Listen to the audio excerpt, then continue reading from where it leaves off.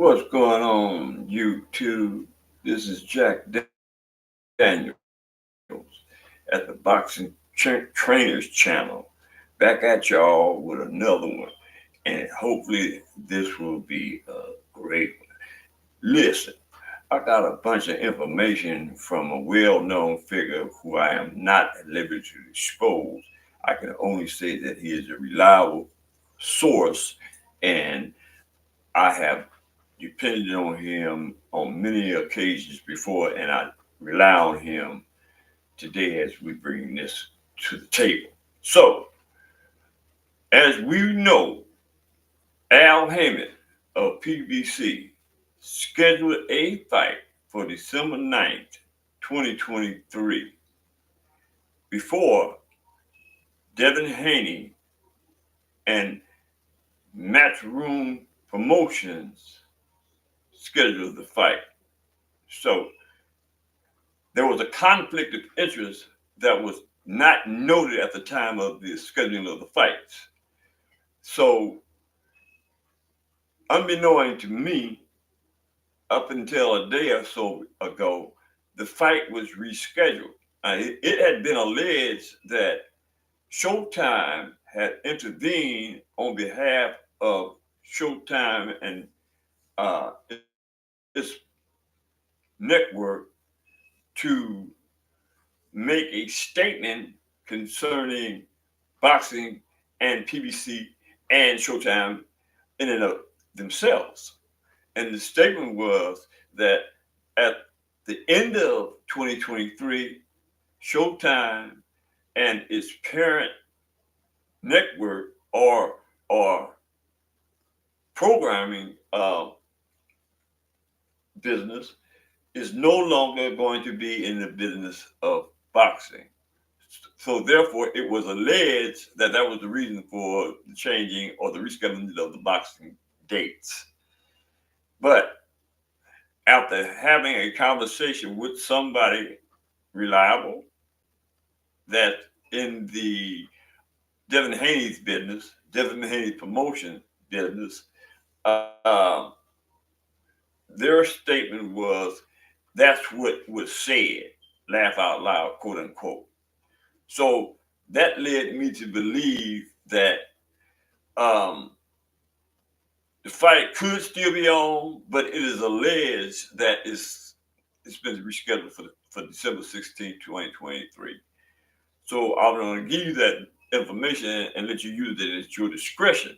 But I kind of think that after after going through a few analogies and talking to a few people on both sides of the table, I of the opinion that the date is correct and there was a rescheduling. But again, somebody close to me and uh, somebody in DHP, Devin Haney Promotion, believes that it's a possibility that the fight will still be shown on December 9th.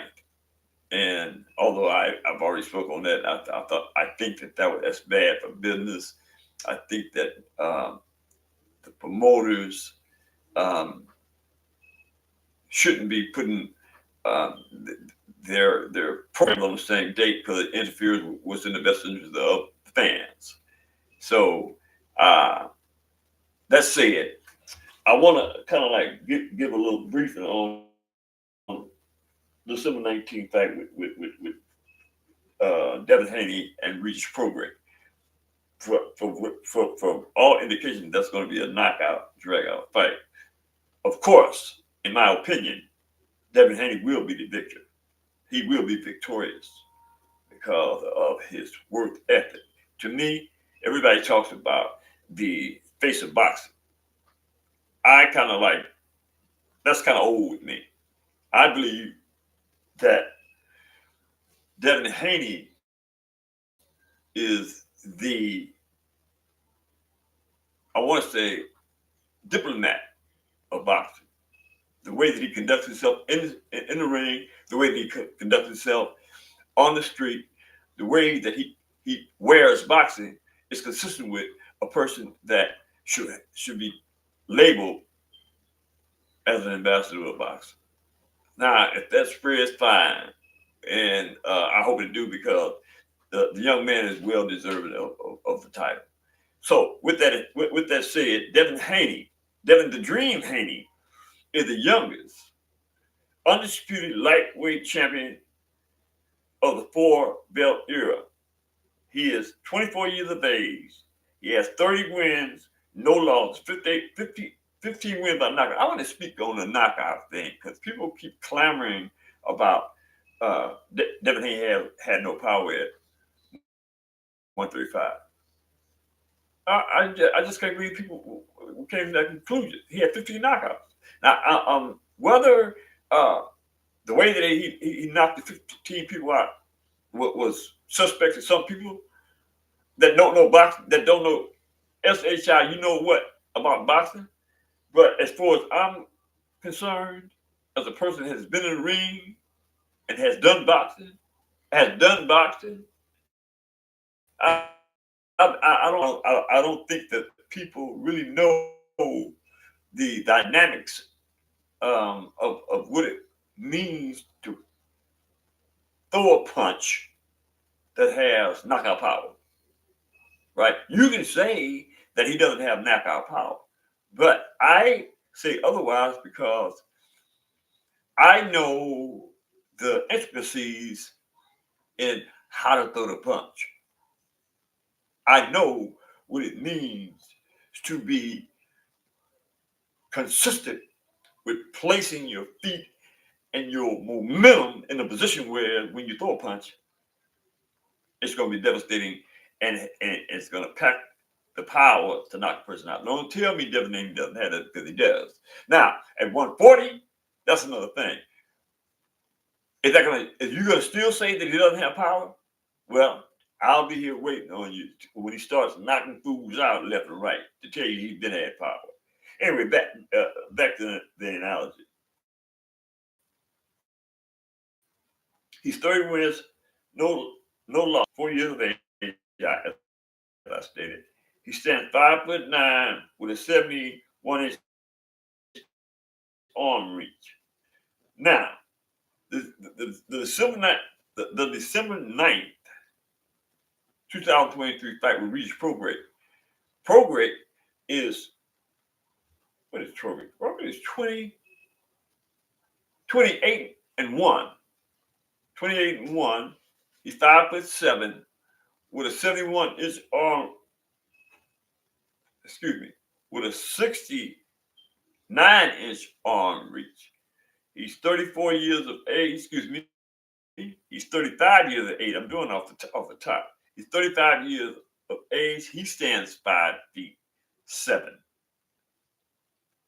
So that means that doesn't have a couple of inches of height on him and uh, an inch or two in the area of reach, which would give him an advantage if he decides that he's going to box Reach Prograis.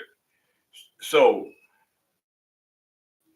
that being said, let's give a little analysis on the fight.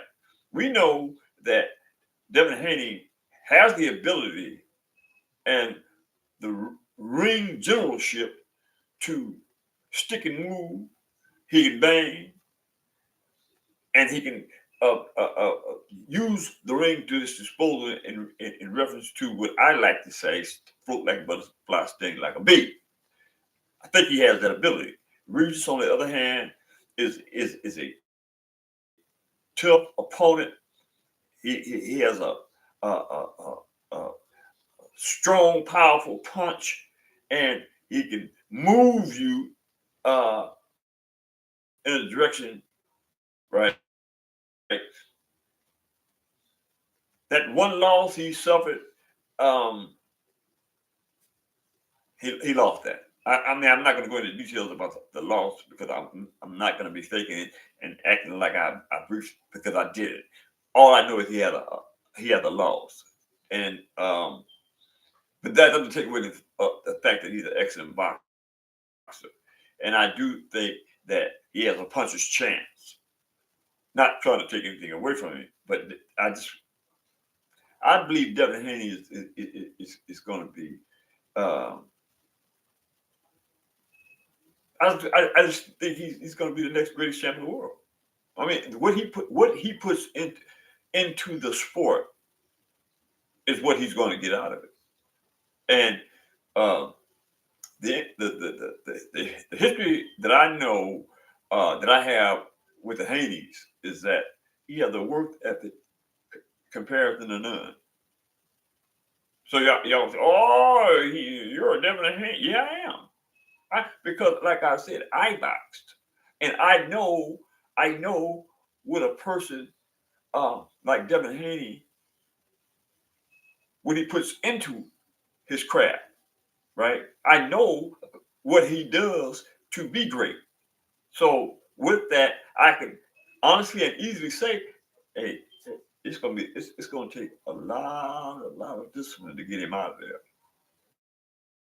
And I don't see anybody on the horizon or um, that could challenge him at this stage that will beat him. I don't Tank Davis, Shakur Stevenson, Hutchinson. I just don't see it. Now, they can make me wrong, but until then, I just think that kid is on his way to becoming the greatest. Look, I've been short in reference to not coming on as much as I would like to, and much as I should, but I'm a little out of sorts with my equipment, of course, right? And until I make the proper adjustments, I'm kind of like going to be in and out. But that's not to say that I'm acting in the capacity of the defeatist, because that's not going to happen. I'm going to be here. I'm going to get better. I'm going to grow this channel. And at some point, the people will follow Jack Daniels, the Boxers Trainers channel, because I know what I'm doing. I know how to analyze um, boxing. Can nobody tell me anything about boxing? If they can tell me, we can debate. But at the end of the day, right is going to win and wrong isn't. Isn't. That's it. That's all. Okay, people, that's all I got for y'all on this one. I'd appreciate it very much if you would hit the like. Y'all start generating subscriptions. At least make me feel like you're listening to me. All right. So until next time, peace and blessings to you. Later.